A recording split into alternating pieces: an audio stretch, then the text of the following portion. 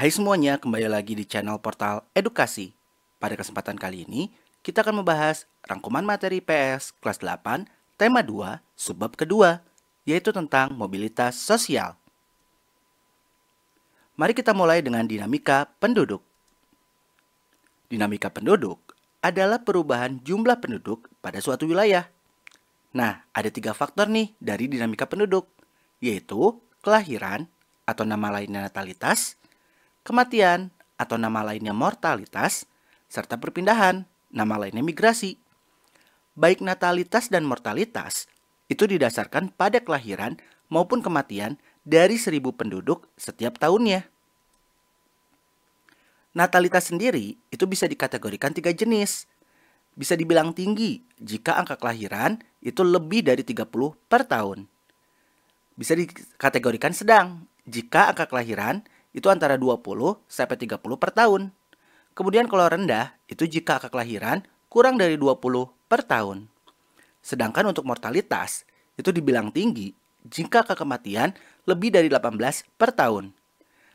Dibilang sedang kalau angka kematiannya berkisar 14 sampai 18 per tahun.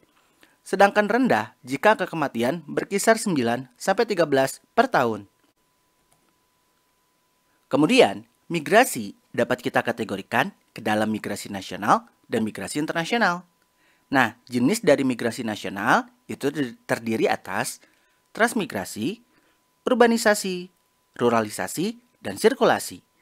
Transmigrasi itu perpindahan penduduk dari pulau yang padat penduduknya ke pulau yang masih jarang penduduknya.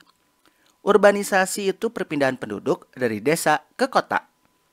Kalau ruralisasi itu perpindahan penduduk dari kota ke desa.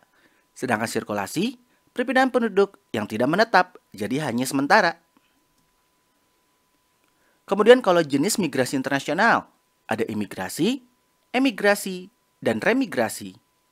Imigrasi, masuknya penduduk dari suatu negara ke negara lain.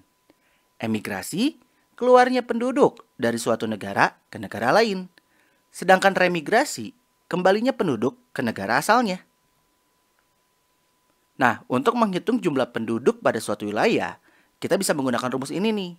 P sama dengan dalam kurung L dikurangi M ditambah dalam kurung I dikurangi E. Di mana P itu adalah pertambahan penduduk, L itu jumlah kelahiran dalam 1 tahun, M itu adalah jumlah kematian dalam 1 tahun, I itu adalah jumlah penduduk yang masuk, dan E itu adalah jumlah penduduk yang keluar. Selanjutnya, kita bahas ke piramida penduduk. Piramida penduduk adalah sebuah diagram yang menggambarkan komposisi penduduk suatu daerah berdasarkan umur dan jenis kelamin. Nah, ada 3 jenis piramida penduduk nih, yaitu piramida penduduk muda atau ekspansif, di mana angka kelahiran tinggi sedangkan angka kematian rendah.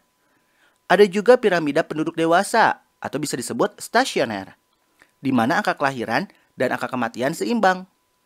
Yang terakhir piramida penduduk tua atau konstruktif, di mana angka kelahiran rendah dan kematian juga rendah. Nah, ini adalah gambar masing-masing dari piramida. Yang kiri itu muda, yang tengah itu dewasa, dan yang kanan itu adalah tua. Selanjutnya, kita masuk ke materi komposisi penduduk. Komposisi penduduk adalah pengelompokan penduduk berdasarkan umur, jenis kelamin, mata pencaharian, agama, bahasa, pendidikan, tempat tinggal, jenis pekerjaan, dan lain-lain. Jadi intinya itu dikelompokkan penduduknya. Selanjutnya, pertumbuhan dan kualitas penduduk. Pertumbuhan penduduk adalah keseimbangan dinamis antara kekuatan yang menambah dan kekuatan yang mengurangi jumlah penduduk. Nah, akibat dari pertumbuhan penduduk yang cepat itu bisa menyebabkan persebaran penduduk yang tidak merata, komposisi penduduk kurang menguntungkan, tingginya angka pengangguran, arus urbanisasi tinggi, serta menurunnya kualitas dan tingkat kesejahteraan penduduk. Kemudian kita masuk ke keragaman masyarakat Indonesia. Kita tahu nih bahwa Indonesia adalah negara yang memiliki keberagaman.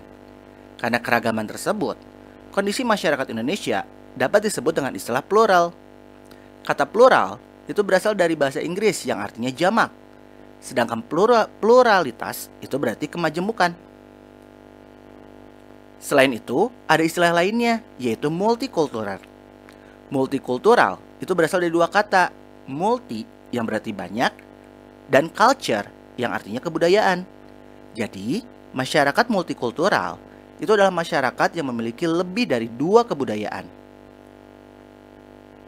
Berikut ini adalah keberagaman yang ada di Indonesia.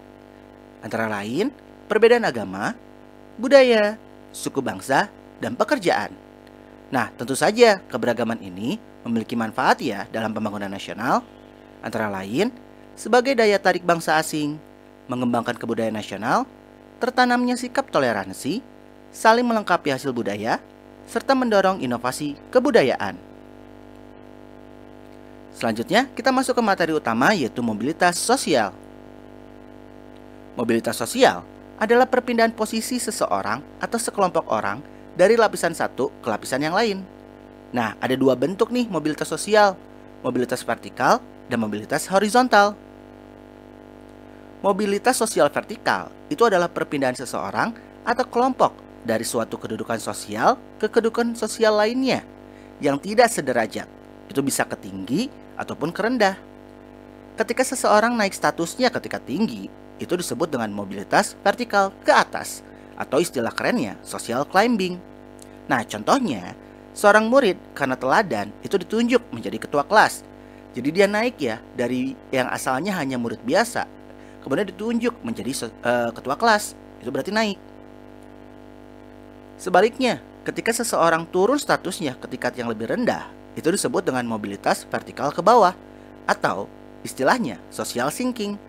Nah, contohnya, seorang kepala sekolah karena suatu hal harus pindah nih ke sekolah lain dan menjadi guru biasa di sekolah barunya. Yang asalnya kepala sekolah, di sekolah barunya menjadi guru biasa, itu jelas turun ya. Kemudian kalau mobilitas horizontal, itu adalah perpindahan status sosial seseorang atau sekelompok orang dalam lapisan sosial yang sama, artinya nggak berubah. Contohnya, seorang kepala sekolah karena suatu hal harus pindah ke sekolah lain, namun tetap menjadi kepala sekolah. Kan di sini masih sama-sama kepala sekolah nih, jadi tidak ada yang berubah, hanya sekolahnya saja, tapi statusnya masih sama, kepala sekolah. Mobilitas sosial itu dapat dilakukan melalui beberapa saluran yang dapat mengubah status seseorang, yaitu pendidikan, organisasi politik, organisasi ekonomi, dan organisasi profesi. Dampak positif dari mobilitas sosial yaitu mendorong seseorang untuk lebih maju, mempercepat tingkat perubahan sosial, serta meningkatkan integrasi sosial. Nah ya, mungkin cukup sekian. Terima kasih telah menyimak video pembelajaran hingga selesai. Semoga bermanfaat kita semua. Jangan lupa like, comment, and subscribe.